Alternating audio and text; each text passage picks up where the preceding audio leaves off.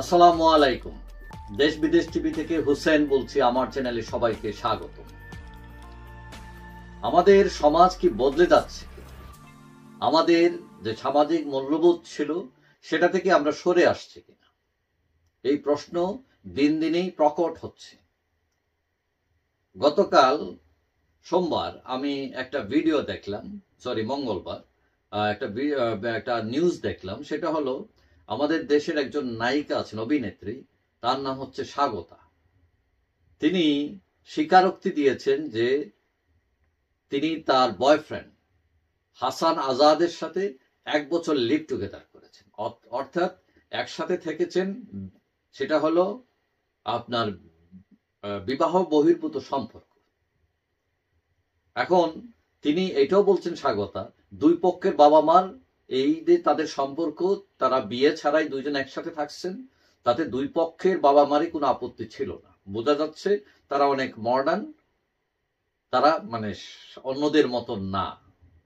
এখন তাদের ভাই বোনরাও বলছে যে, তিনি বলছেন যে কয়েকদিন থেকে দেখো, সারা জীবন থাকতে পারবা কিনা, এটা অন টেস্ট আর কি।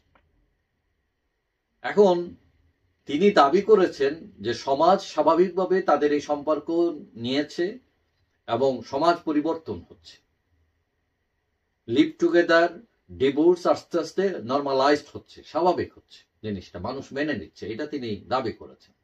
কিন্তু কেউ কেউ মনে করেন এটা হচ্ছে ক্রাইম, এটা হচ্ছে বিকৃতি, এটা হচ্ছে ভয়াবহ ব্যাধি। এখন সমাজ ব্যবস্থায় বিপর্যয় যদি আসে, পবিত্রতা যদি বিঘ্নিত হয়, সামাজিক মূল্যবোধ নষ্ট হয়ে যায়, তাহলে কি দাঁড়াবে, কি আসবে? আমরা যেটা পাবো সেটা হলো অশ্লীল আচরণ এবং যৌন অপরাধ বাড়বে। কিন্তু আমাদের সমাজের সাথে পশ্চিমাদের কালচার হলো ডিফারেন্ট। আপনি যদি পশ্চিমের দেশগুলো দেখবেন, ওইসব দেশে বেশিরভাগ মানুষই ধর্ম মানে না। অনেকেই আছে হয়তো নামে সে খ্রিস্টান, কিন্তু সে দেখেন কোনোদিন হয়তো সে গির্জা যায়ই না এবং সে প্র্যাকটিস করে না, শুধু নামেই সে খ্রিস্টান। এবং তাদের ওইসব দেশে দুইজন মানুষ বিয়ে ছাড়াই একসাথে থাকতে পারে, বাচ্চা কাচ্চা জন্ম দিতে পারে, এখানে আইনগত কোনো বাধা নেই। কিন্তু এটা বুঝতে হবে যে আমাদের রাষ্ট্রটা কি, এটা মুসলিম অধ্যুষিত দেশ, এখানে ধর্মকে অবজ্ঞা করার কোনো সুযোগ নেই এখানে। এবং এই বিষয়টা লিভ টুগেদার ধর্মের বিপরীতে যায়। কিন্তু আমরা দেখি আমাদের সমাজে এখনো কিছু উচ্চবিত্ত, এমনকি কিছু মধ্যবিত্ত মানুষও এরকম চর্চার সাথে গোপনে, কেউ কেউ আবার প্রকাশ্য লিপ্ত আছেন। সেটা কেউ আবার বউ রেখে আলাদাভাবে গার্লফ্রেন্ড বয়ফ্রেন্ডদের সাথে মেলামেশা করছেন, থাকছেন। এখানে কিন্তু মানুষের মানসিক সম্পর্কের চেয়ে শরীরের সম্পর্ক গুরুত্বপূর্ণ হয়ে যায়, ভোগ গুরুত্বপূর্ণ হয়ে যায়, ছোট হয়ে যায় মানবতা, ত্যাগ, বন্ধন। কিন্তু প্রশ্ন উঠেছে, এগুলোতে সমাজ উপকৃত হবে কি হবে না? আবার অনেকেই দায়িত্ব এড়ানোর জন্য এই সব কাজ করেন। একটা বিয়ে করে সংসার করা, বাচ্চা কাচ্চা, এগুলো মনে করেন অনেকটা বড় দায়িত্বের মধ্যে পড়ে। অনেকেই দায়িত্বের মধ্যে আটকাতে চান না। তিনি মনে করেন লিভ টুগেদারই বেটার, দুইজনের সম্মতিতে একসাথে থাকবো, যখন পোষাবে না চলে যাবো, দ্যাটস ফাইন। এখন এই যে বিয়ে বহির্ভূত সম্পর্ক, সেটাতে আসলে আস্থার সংকট তৈরি করে, দাম্পত্য কলহ তৈরি হচ্ছে এইসব কারণে, এমনকি সেটা হত্যাকাণ্ডে পর্যন্ত রূপান্তরিত হচ্ছে। এখন নায়িকা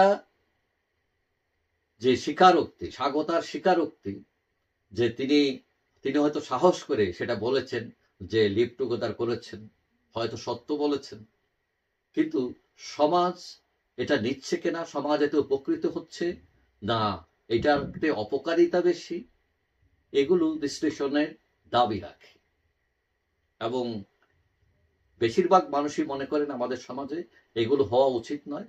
মানবিক সম্পর্কটা বড় শরীরের চেয়ে, এবং ধর্ম একটা বড় ব্যাপার, এবং সবকিছু একটা নিয়মের মধ্যে, শৃঙ্খলার মধ্যে উদযাপন করাটাই নিয়ম। যেমন আমি একটা প্রোগ্রাম দেখছিলাম, সেটা হলো যে বুশ ছিলেন, জুনিয়র বুশ যখন প্রেসিডেন্ট ছিলেন, তখন ইয়েরা দাবি করেছিল, সায়েন্টিস্টরা, যে তারা কৃত্রিম মানুষ বানাতে পারে যদি সরকার অনুমতি দেয়। কিন্তু জর্জ বুশ জুনিয়র বলেছেন যে তিনি দিবেন না অনুমতি। তিনি বললেন যে তিনি আরো মজা করে বলেছিলেন, সেটা হলো যে মানুষ যদি কৃত্রিম বানায় ফেলে তাহলে হয়তো কোনো সময় পার্টস এটা পাওয়া যাবে না, রং হয়ে যাবে, এটা ডিফিকাল্টি দেখা দিতে পারে, সুতরাং ওইসব ঝামেলায় দেওয়ার দরকার নেই। তো আমাদের সমাজে একটা ঐতিহ্য আছে, শৃঙ্খলা আছে, ধর্মীয় মূল্যবোধ আছে, এর বিপরীতে দাঁড়াতে গেলে এটা খাজনার চেয়ে বাজনা বেশি হয়ে যায় না কিনা সেটাও ভাবতে হবে। যাই হোক, সবাই ভালো থাকবেন, আশা করি দেখা হবে অন্য কোনো ভিডিওতে ইনশাল্লাহ। আল্লাহ হাফিজ।